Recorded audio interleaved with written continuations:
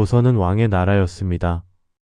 그러나 실록을 한 장 한 장 넘기다 보면 왕 못지않게 치열하게 권력을 움켜쥐었던 사람들이 보이기 시작합니다. 바로 왕비들이었습니다. 왕은 27명이었지만 왕비는 40명이 넘었습니다. 어떤 왕비는 나라의 방향을 바꿨고 어떤 왕비는 권력의 칼날에 쓰러졌으며 어떤 왕비는 수십 년을 기다린 끝에야 이름을 되찾았습니다. 오늘은 조선 500년을 왕비들의 시선으로 따라가 보겠습니다. 이야기 시작 전 구독과 좋아요로 응원 부탁드립니다. 그럼 오늘의 이야기 시작하겠습니다. 조선이라는 나라가 세워지던 순간 왕비 자리는 이미 두 여인 사이에서 팽팽하게 갈라져 있었습니다. 태조 이성계에게는 두 명의 여인이 있었는데 첫 번째는 정실부인 한씨였고 두 번째는 개국 과정에서 곁을 지킨 강씨였습니다. 한씨는 이성계가 아직 고려의 무장이던 시절부터 그의 곁을 지킨 여인이었습니다. 이방원을 포함해 6 아들을 낳았고 조선 개국 직전에 세상을 떠났죠. 살아서는 왕비 자리를 밟지 못했습니다. 그러나 이방원이 권력을 쥐고 난 뒤 신의 왕후라는 시호를 받아 추존되었습니다. 죽어서야 왕비가 된 셈이었던 겁니다. 반면 강씨, 즉 신덕왕후는 살아서 왕비가 된 여인이었습니다. 조선 왕조실록은 태조가 강씨를 몹시 총애하였으며 그 뜻에 따라 강씨 소생 막내 아들 방석을 세자로 책봉했다고 기록하고 있습니다. 방석은 아직 어린 나이였고 한씨 소생 아들들은 이미 공을 세운 장성한 장수들이었습니다. 특히 5째 아들 이방원은 개국의 실질적 공로자였는데 세자 자리에서 완전히 밀려난 것이었습니다. 신덕왕후의 선택은 단순한 모성이 아니었습니다. 그것은 정치였습니다. 세자를 누가 낳느냐에 따라 외척의 권력이 달라지고 조정의 중심 가문이 달라지는 구조였으니까요. 신덕왕후는 그 구조를 누구보다 잘 알고 있었던 겁니다. 그러나 신덕왕후가 먼저 세상을 떠나고 태조의 힘이 흔들리기 시작하자 이방원이 움직였습니다. 제1차 왕자의 난이었죠. 방석은 제거되었고 정도전도 사라졌습니다. 신덕왕후가 공들여 세운 판이 완전히 뒤집혔던 겁니다. 신덕왕후가 죽은 뒤 이방원은 그녀의 묘를 도성 안에 두는 것을 허락하지 않으려 했습니다. 신덕왕후의 흔적을 지우려 했고 실제로 그녀의 능인 정릉은 도성 밖으로 옮겨지는 수모를 겪었습니다. 권력에서 밀린 왕비는 죽어서도 밀려나는 것이 조선의 냉혹한 현실이었던 셈이었죠. 이대 정종의 왕비 정한왕후 김씨는 자녀가 없었습니다. 정종의 재위 자체가 이방원이 형을 잠시 앞에 세워두는 구도였고 정한왕후 역시 그 구도 안에서 조용히 자리를 지킨 왕비였습니다. 실록에 그녀의 목소리가 크게 드러나지 않는 것은 그 시대가 그녀에게 허락한 자리가 그만큼 좁았기 때문이었습니다. 이방원이 마침내 3대 태종으로 즉위했을 때 그의 곁에는 원경왕후 민씨가 있었습니다. 민씨는 태종이 정치적으로 위기에 몰렸을 때 친정 식구들을 동원해 남편을 도운 여인이었습니다. 왕자의 난 때도 민씨의 오빠들이 이방원 편에서 움직였죠. 남편이 왕이 되는데 처가 전체가 힘을 보탠 셈이었습니다. 그런데 태종은 즉위하자마자 처가를 제거하기 시작했습니다. 민씨의 오라버니들인 민무구와 민무질은 결국 사사되었습니다. 외척이 권력을 쥐는 것을 원천 차단하겠다는 태종의 강한 의지였죠. 원경왕후는 이를 지켜봐야 했습니다. 실록에는 원경왕후가 이에 크게 분노하였다는 기록이 남아 있습니다. 남편을 왕으로 만든 오빠들이 그 남편의 손에 죽어간 것이었으니까요. 원경왕후는 태종 사이에서 양녕대군, 효령대군, 충녕대군, 성녕대군 4 아들과 4 딸을 낳았습니다. 총 8명의 자녀였죠. 그 가운데 충녕대군이 훗날 세종이 됩니다. 원경왕후가 낳은 아들이 조선 최고의 성군이 된 셈이었지만 그 사실보다 오라버니들의 죽음이 그녀의 삶에 더 깊은 그늘을 드리웠습니다. 태종은 외척을 제거하면서 동시에 왕권을 강화했습니다. 원경왕후는 그 과정에서 정치적으로 소외된 왕비였습니다. 그러나 그녀가 낳은 자식들은 조선의 역사를 만들어갔습니다. 권력의 중심에서는 밀려났지만 역사의 중심에서는 끝내 지워지지 않은 이름이었던 겁니다. 조선의 첫 세대 왕비들은 서로 다른 방식으로 권력과 맞붙었습니다. 신덕왕후는 직접 세자를 세워 권력을 만들려 했고, 원경왕후는 처가의 힘을 동원했다가 그 힘에 의해 처가가 무너지는 것을 보아야 했습니다. 개국의 혼란 속에서 왕비들의 선택은 곧 조선의 방향이었고, 그 선택의 결과는 피로 기록되었습니다. 4대 세종의 왕비 소원왕후 심씨는 조선 왕비 가운데 가장 많은 자녀를 낳은 왕비 중 한 명이었습니다. 세종과의 사이에서 8아들과 2딸, 총 10명의 자녀를 두었습니다. 문종, 수양대군, 안평대군 등 훗날 조선 역사를 뒤흔든 인물들이 모두 소원왕후의 아들들이었습니다. 그녀가 낳은 아들들이 훗날 서로 칼을 겨누게 될 것을 살아서는 알지 못했습니다. 소원왕후의 아버지 시모는 태종에 의해 사사된 인물이었습니다. 원경왕후 민씨의 오라버니들처럼 외척 제거의 칼날에 쓰러진 것이었죠. 딸이 세자빈이 된 직후 아버지가 처형되는 상황을 소원왕후는 감내해야 했습니다. 그러나 그녀는 그 고통을 조정해서 드러내지 않았습니다. 실록에 기록된 소원왕후의 모습은 조용하고 단아했습니다. 폭풍 속에서도 내전을 안정적으로 유지한 왕비였던 겁니다.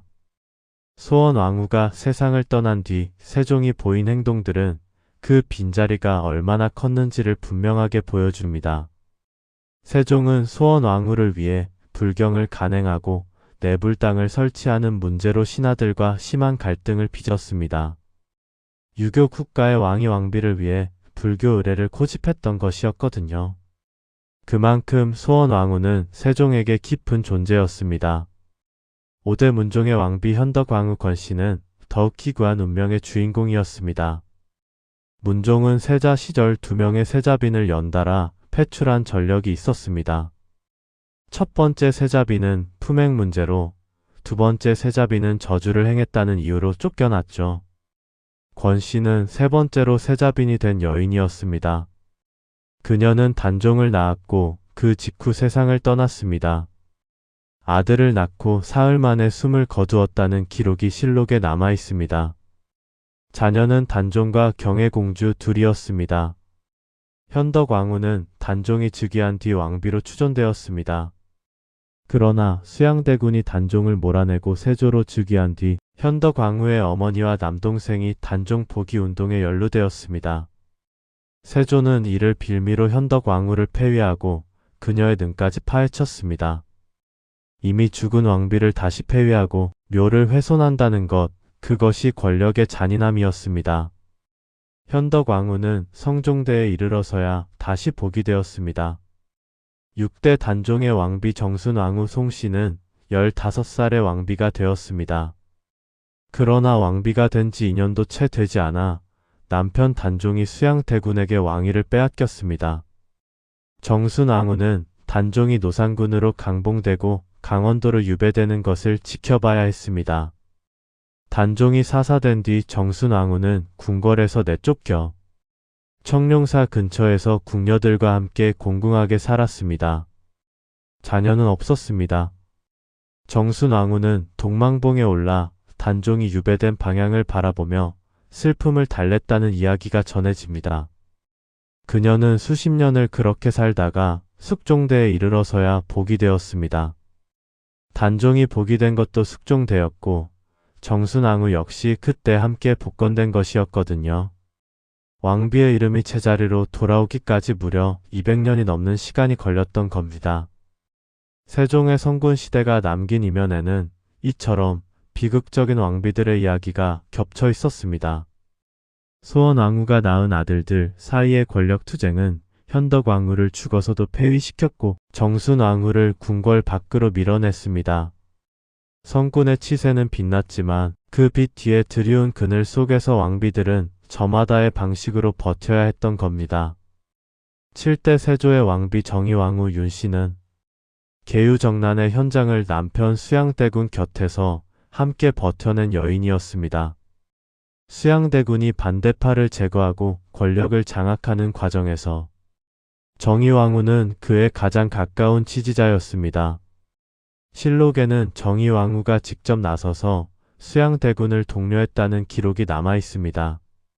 쿠데타가 실패할 수도 있다는 두려움이 있었음에도 흔들리지 않았던 것이었죠. 정의왕후는 세조와의 사이에서 의경세자, 예종 두 아들과 의습공주를 낳았습니다. 세조가 세상을 떠나고 8대 예종이 즉위했습니다. 그러나 예종의 재위는 13개월에 그쳤습니다. 예종의 첫 번째 왕비 장순왕후 한씨는 인성대군 하나를 낳고 산후병으로 세상을 떠났습니다.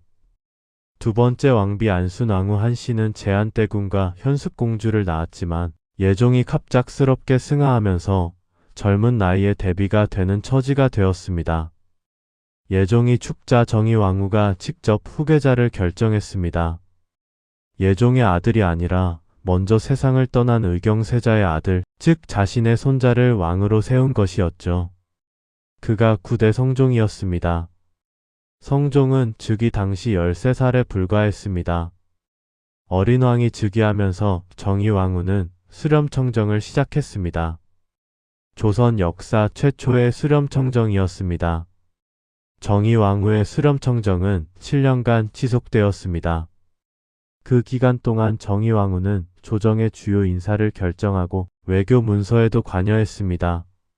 실록에는 신하들이 정의왕후에게 보고를 올리고 결제를 받는 장면들이 반복적으로 등장합니다. 왕비가 나라를 직접 통치한 최초의 사례였고 이후 조선 역사에서 수렴청정은 왕권이 약해지는 순간마다 반복되는 방식이 됩니다. 성종의 첫 번째 왕비 공해왕후 한씨는 자녀 없이 일찍 세상을 떠났습니다. 성종은 이어 두 번째 왕비로 윤씨를 중전으로 맞이했는데 이 선택이 훗날 조선 왕실을 뒤흔드는 사건의 씨앗이 됩니다. 윤씨는 연산군을 낳았습니다. 그러나 투기가 심하다는 이유와 함께 성종의 얼굴에 손톱 자국을 냈다는 기록이 실록에 남아 있습니다. 실록은 이를 패역한 행동으로 기록했고 윤씨는 결국 패출되었습니다. 패출된 윤씨는 궁 밖에서 살다가 사약을 받고 죽었습니다. 성종이 사약을 내리는 결정을 내리는 과정이 실록에 상세하게 기록되어 있습니다. 그리고 이 사실이 오랫동안 연산군에게 감춰졌습니다. 어머니가 어떻게 죽었는지 모른 채 자란 연산군이 나중에 그 진실을 알게 되었을 때 조선 조정은 피바람에 휩쓸리게 됩니다. 성종의 세 번째 왕비 정현왕후 윤씨는 중종을 낳았습니다. 자녀로는 중종과 신숙공주가 있었습니다. 정현왕후는 중종 반정 이후 대비로서 왕실의 중심 역할을 맡게 되었고 조용하지만 안정적으로 왕실을 지탱한 인물로 기록되어 있습니다. 이 시기 왕비들의 이야기는 서로 다른 생존 방식을 보여줍니다. 정의왕후는 직접 정치를 장악함으로써 왕실의 주도권을 쥐었고 공해왕후는 흔적 없이 사라졌으며 패비 윤씨는 권력과의 싸움에서 목숨으로 대가를 치렀습니다. 그리고 그 대가는 다음 세대의 폭풍으로 돌아오게 됩니다. 10대 연산군은 왕위에 오르고 나서도 한동안 생모 패비 윤씨의 죽음에 대해 정확히 알지 못했습니다. 실록에 따르면 연산군이 그 전말을 알게 된 것은 즉위 후 한참 지나서였고 그 충격이 갑자사화로 이어졌습니다. 패비 윤씨를 죽이는 데 관여했거나 방관했던 신하들이 대거 처형되거나 유배를 당했죠. 어머니의 죽음에 대한 분노가 조선 역사상 가장 잔혹한 사화 중 하나를 만들어낸 겁니다. 연산군의 왕비 신씨는 컷 장신씨 출신으로 연산군과의 사이에서 아들 셋과 딸 하나를 두었습니다. 그러나 중종 반정이 일어나 연산군이 폐위되면서 신씨도 함께 패출되었습니다. 연산군은 강화도로 유배를 간 그의 세상을 떠났고 신씨는 패비로 살다가 생을 마감했습니다. 폭군의 왕비라는 이름 아래 그녀의 이야기는 역사 속에 희미하게 묻혀버렸습니다. 11대 중종 반정으로 즉위한 중종의 첫 번째 왕비 단경왕후 신씨의 이야기는 더욱 기막힙니다. 단경왕후의 아버지 신수근은 연산군의 처남이었습니다. 반정 세력들은 즉위 직후 중종에게 단경왕후를 내쫓을 것을 요구했습니다. 반정의 적이었던 신수근의 딸을 중전으로 둘 수 없다는 논리였죠. 중종은 왕비를 지키려 했지만 결국 신하들의 압박을 이기지 못했습니다. 단경왕후는 즉위 7일 만에 패출되었습니다. 왕비가 된 지 일주일도 되지 않아 궁에서 나가야 했던 겁니다. 자녀는 없었습니다. 단경왕후는 그 뒤 71세까지 살았지만 끝내 살아서 복이 되지 못했습니다. 조선 왕비 가운데 재위 기간이 가장 짧은 비극의 주인공이었던 셈이었죠.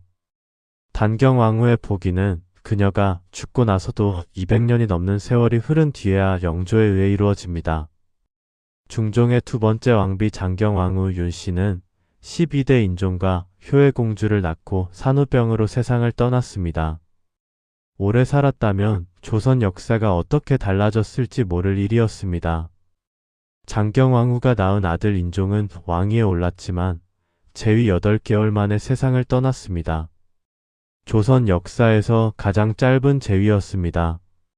중종의 세 번째 왕비이자 조선 여성 권력의 정점에 선 인물이 바로 문정왕후 윤씨였습니다. 문정왕후는 중종과의 사이에서 명종과 의혜공주, 효순공주, 경연공주, 인순공주를 낳았습니다. 아들 하나와 딸 넷이었죠. 문정왕후는 인종이 재위 8개월 만에 세상을 떠나자 자신의 명종을 13대 왕으로 올리는데 성공했습니다. 명종이 즉위했을 때 나이는 12살이었습니다. 문정왕후는 수렴청정을 시작했습니다. 그리고 그 기간이 무려 8년이었습니다. 정의왕후의 수렴청정이 7년이었으니 문정왕후는 그보다도 더 길게 권력을 장악한 셈이었죠. 문정왕후는 수렴청정을 거두고 난 뒤에도 실질적인 권력을 유지했습니다. 그녀의 남동생 윤원영이 조정을 장악했고 문정왕후의 뜻에 반하는 신하들은 을사사화로 대거 숙청되었습니다.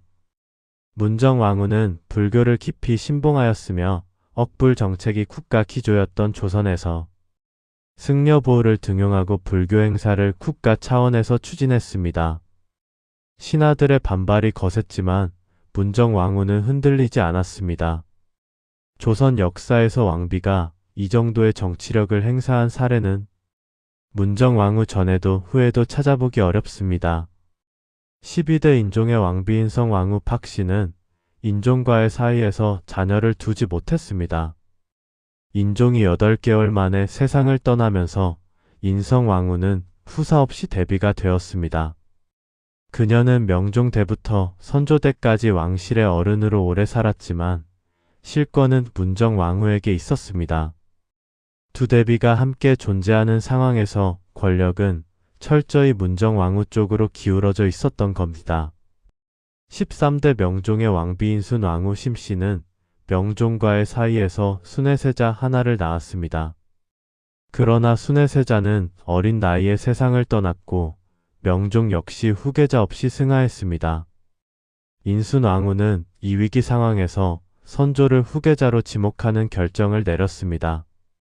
그것도 잠시 수렴청정을 하다가 선조에게 직접 정사를 넘겼습니다. 권력을 빨리 내려놓은 이 선택이 오히려 인순왕후의 이름을 역사에 온당하게 남기는 결과가 되었습니다.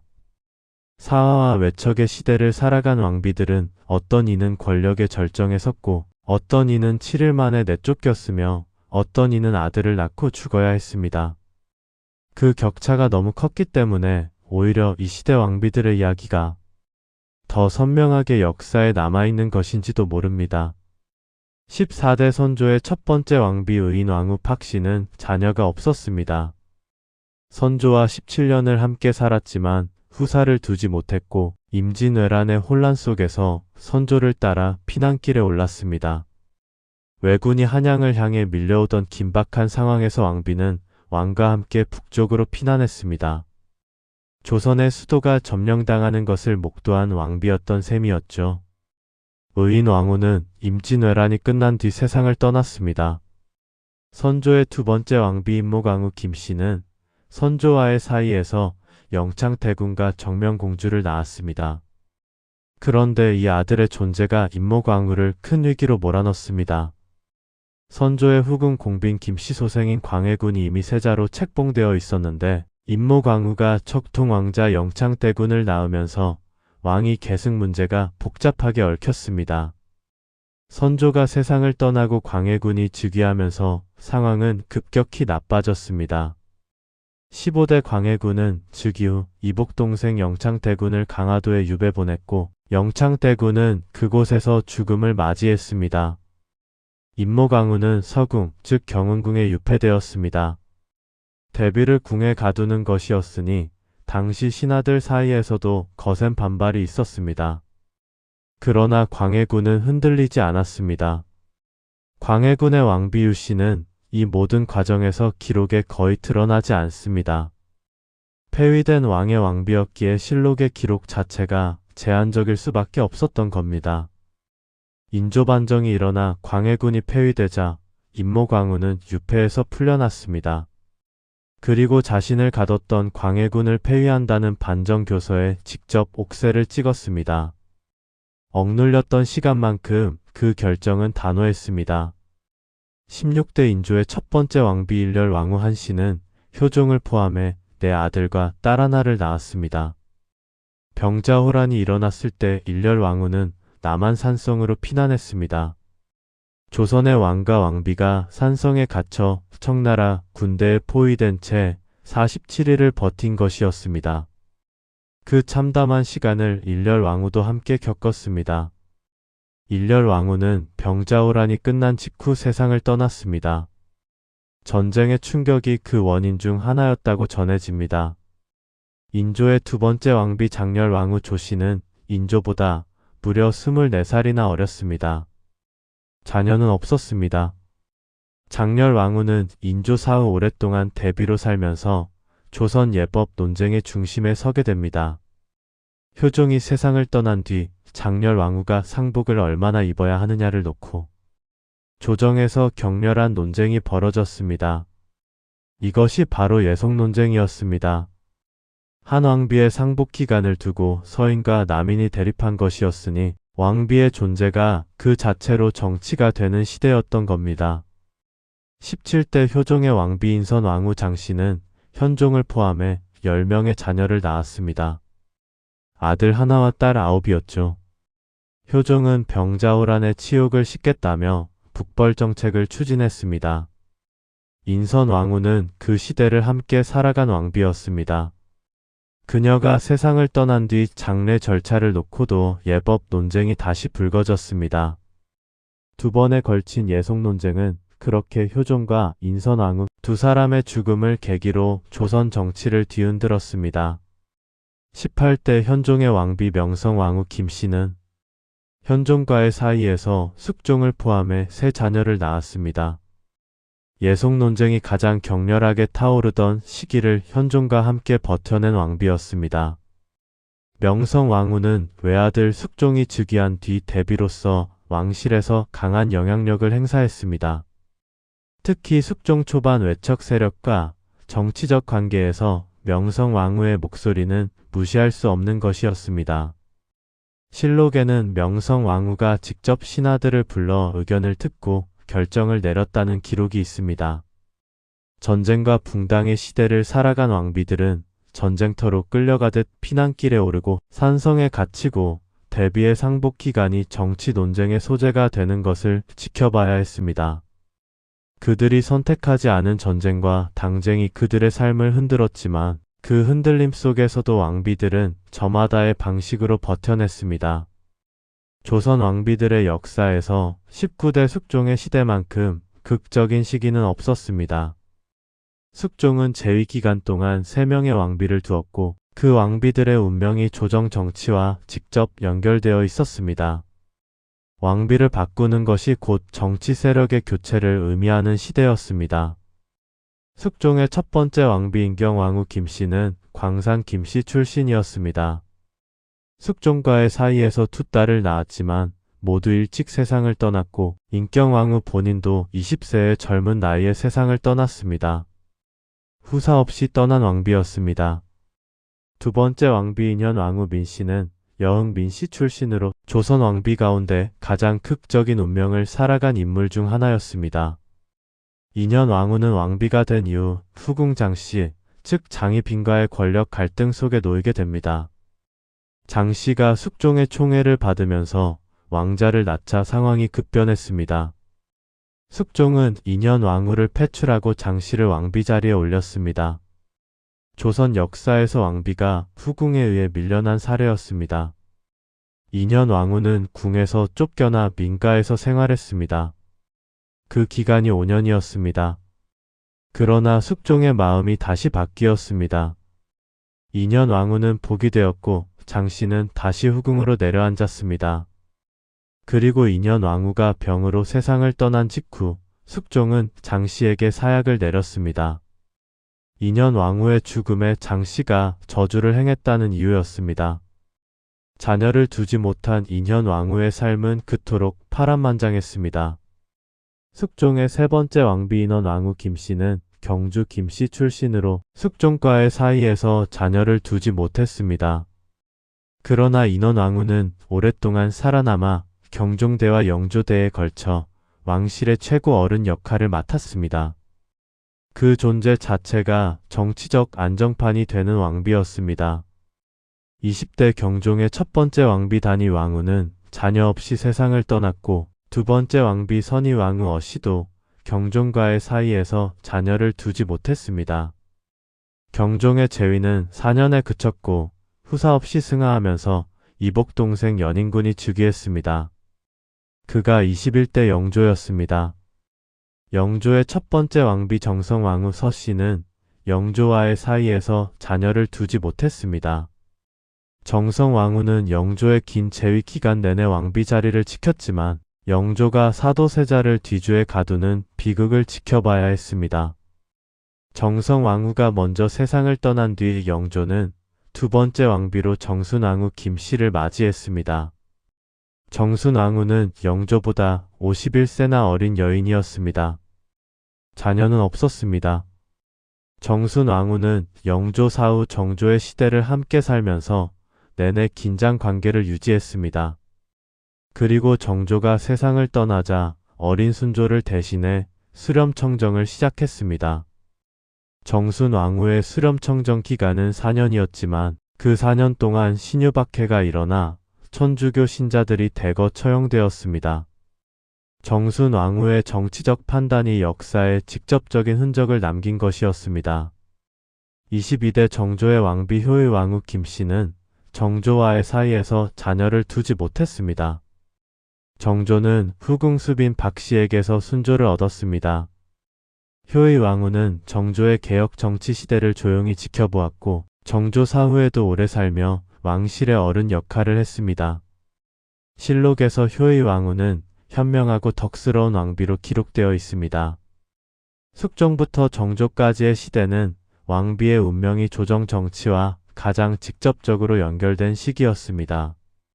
왕비가 바뀌면 정권이 바뀌고 대비가 수렴청정을 하면 나라의 방향이 달라졌습니다. 왕비라는 자리가 단순한 내전의 주인이 아니라 권력 지형 자체를 결정하는 위치였던 시대였습니다. 23대 순조의 왕비 순원왕후 김씨는 안동 김씨 출신이었습니다. 이 한 사람의 왕비가 조선 후기 정치 구조를 통째로 바꿔놓았다고 해도 과언이 아닐 정도입니다. 순원왕후는 순조와의 사이에서 효명세자를 포함해 세 자녀를 낳았습니다. 순조가 세상을 떠난 뒤 순원왕후는 어린 헌종을 대신해 수렴청정을 했습니다. 조선 역사에서 두 번에 걸쳐 수렴청정을 한 왕비는 순원왕후가 유일했습니다. 헌종대에 한 번, 철종대에 또 한 번이었습니다. 순원왕후의 수렴청정은 안동 김씨 가문의 세도 정치와 떼어놓고 생각할 수 없습니다. 수렴청정이 진행되는 동안 안동 김씨 일문이 조정의 요직을 장악했고 수렴청정이 끝난 뒤에도 그 구조는 이어졌습니다. 왕비의 친정이 나라를 좌우하는 구조, 그것이 세도 정치의 실체였습니다. 왕비 한 사람의 가문이 국가 권력을 사실상 독점한 사례였던 겁니다. 24대 헌종의 왕비는 2명이었습니다. 첫 번째 왕비 효연왕후 김씨는 안동 김씨 출신이었고 헌종과의 사이에서 자녀를 두지 못한 채 세상을 떠났습니다. 두 번째 왕비 효정왕후 홍씨는 남양 홍씨 출신으로 헌종과의 사이에서 역시 자녀를 두지 못했습니다. 헌종이 후사 없이 세상을 떠나면서 왕위 계승 문제가 다시 불거졌습니다. 순원 왕후가 직접 철종을 왕으로 지목했습니다. 25대 철종은 강화도에서 농사를 짓다가 갑자기 왕이 된 인물이었습니다. 철종의 왕비 철인 왕후 김씨는 안동 김씨 출신이었습니다. 순원 왕후가 철종을 왕으로 만들고 안동 김씨 집안의 딸을 왕비로 앉힌 것이었으니 세도 정치의 구조가 그대로 이어진 셈이었죠. 철인 왕후는 철종과의 사이에서 아들 하나를 낳았지만 일찍 세상을 떠났습니다. 철종 역시 후사 없이 세상을 떠났습니다. 이 시기 왕비들의 공통점은 친정 가문의 그늘 아래 놓였다는 것입니다. 효연 왕후와 철인 왕후는 안동 김씨 세도 정치의 구조를 유지하기 위한 혼인이었습니다. 왕비 개인의 의지보다 가문의 이해관계가 우선하는 구조였죠. 실록의 이 시기 왕비들의 목소리가 좀처럼 드러나지 않는 것은 그 구조 안에서 왕비들이 발언할 공간이 그만큼 좁았기 때문이었습니다. 효명세자의 아내, 즉 순조의 며느리였던 신정왕후 조씨의 이야기도 빼놓을 수 없습니다. 신정왕후는 남편 효명세자가 일찍 세상을 떠나면서 왕비가 되지 못했습니다. 그러나 아들 헌종이 즉위하면서 대비가 되었고 철종이 후사 없이 세상을 떠났을 때 흥선대원군과 손을 잡고 고종을 왕으로 지목하는 결정을 내렸습니다. 신정왕후가 내린 그 선택이 조선의 마지막 장을 여는 결정이 된 겁니다. 안동 김씨의 세도 정치가 막을 내리는 순간이기도 했습니다. 순조에서 철종에 이르는 세도 정치의 시대, 왕비들의 이름 뒤에는 항상 가문의 이름이 따라 붙었습니다. 왕비가 되는 것은 개인의 영광이 아니라 가문 권력의 상징이었습니다. 그 구조는 조선을 안으로부터 서서히 무너뜨리는 힘이 되었고 그 결과는 다음 시대에 고스란히 넘겨졌습니다. 26대 고종의 왕비 명성황후는 조선 왕비 가운데 가장 국제적으로 알려진 이름이면서 동시에 가장 비극적인 죽음을 맞이한 인물이었습니다. 명성황후는 여흥 민씨 출신으로 흥선대원군이 안동 김씨 세도 정치의 재현을 막기 위해 친정 세력이 약한 집안에서 골라 왕비로 들인 여인이었습니다. 명성황후는 고종과의 사이에서 순종을 포함해 4자녀를 낳았습니다. 그러나 아들 대부분이 일찍 세상을 떠났습니다. 명성황후는 처음에는 흥선대원군의 뜻에 따라 조용히 내전을 지켰지만 점차 자신의 정치적 판단에 따라 움직이기 시작했습니다. 흥선대원군과의 갈등이 깊어졌고 명성황후는 최익현 등 대원군에 반대하는 세력을 끌어들여 대원군을 권좌에서 밀어내는 데 성공했습니다. 명성황후가 국제 정치에 본격적으로 개입하기 시작한 것은 조선을 둘러싼 열강의 각축이 심해지면서부터였습니다. 청나라와 일본, 러시아가 조선을 놓고 대립하는 상황에서 명성황후는 러시아를 끌어들여 일본을 견제하는 전략을 선택했습니다. 일본 입장에서는 가장 위험한 카드를 상대방이 꺼내든 셈이었습니다. 결국 일본은 극단적인 선택을 했습니다. 일본 공사 미우라 고로의 주도하에 일본 군인과 낭인 무리가 경복궁에 난입했습니다. 그들은 명성황후를 찾아내 시해했고 시신을 불태웠습니다. 을미사변이었습니다. 현직 왕비가 외국인들에 의해 궁궐 안에서 살해된 것은 세계 역사에서도 유례를 찾기 어려운 사건이었습니다. 조선 왕조실록과 당시 외국 외교관들의 보고서에 이 사건은 상세하게 기록되어 있습니다. 명성황 후의 시해 이후 고종은 러시아 공사관으로 커처를 옮겼고 이를 아간파천이라 합니다. 왕비를 잃은 왕이 외국 공간에서 1년을 보낸 것이었습니다. 명성황 후는 시해된 뒤 한동안 왕비로도 인정받지 못하다가 뒤늦게 복이 되어 황후의 칭호를 받았습니다. 고종이 대한제국을 선포하면서 황제가 되었기 때문에 명성황 후도 황후로 추존된 것이었습니다. 27대 순종의 첫 번째 왕비 순명효왕후 민씨는 명성황 후가 세상을 떠난 뒤 세자빈으로 들어온 여인이었습니다. 순종과의 사이에서 자녀는 없었습니다. 순명효왕후는 순종이 즉위하기 전에 세상을 떠났기 때문에 살아서 황후 자리에 오르지 못했고 순종 즉위 후 추존되었습니다. 순종의 두 번째 왕비 순정효왕후 윤씨는 해풍 윤씨 출신이었습니다. 역시 자녀가 없었습니다. 순정효왕후는 한일 병합이 이루어지던 바로 그 시간의 목격자였습니다. 1910년 한일 병합 조약이 체결되던 날 순정효왕후는 옥새를 치마 속에 감추었다고 전해집니다. 조약에 옥새를 찍지 않겠다는 저항이었습니다. 그러나 친일파 대신 윤덕영, 순정효왕후의 숙부가 억지로 옥새를 빼앗아 갔고 병합 조약은 체결되었습니다. 이 이야기가 역사적 사실인지에 대해서는 학계에서 논의가 있지만 당시 사람들이 그 장면을 어떻게 기억하고 싶었는지를 보여주는 기록으로 남아 있습니다. 한일 병합으로 조선은 사라졌습니다. 순종은 이왕으로 격하되었고 순정효왕후는 이왕비가 되어 창덕궁에서 살았습니다. 왕비도 황후도 아닌 이름으로 살아가야 했습니다. 순정효왕후는 1966년까지 살았습니다. 조선의 마지막 왕비는 그렇게 현대까지 살아남아 조선이라는 나라의 처음과 끝을 이어주는 인물이 되었습니다. 조선의 왕비들은 500년이라는 시간 동안 권력의 꼭대기에도 서고 권력의 칼날에 쓰러지기도 했습니다.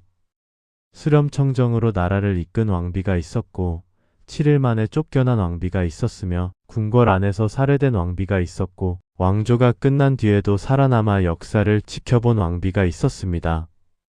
조선왕은 27명이었지만 왕비는 40명이 넘었습니다. 어떤 왕비는 수렴청정으로 나라를 이끌었고 어떤 왕비는 7일 만에 쫓겨났으며 어떤 왕비는 궁궐 안에서 살해당했습니다. 왕비들은 권력의 꼭대기에 서기도 하고 권력의 칼날에 쓰러지기도 했습니다. 그러나 그 모든 이름이 조선 왕조실록에 남아 있습니다. 왕비들의 이야기가 곧 조선 500년의 또 다른 역사였습니다.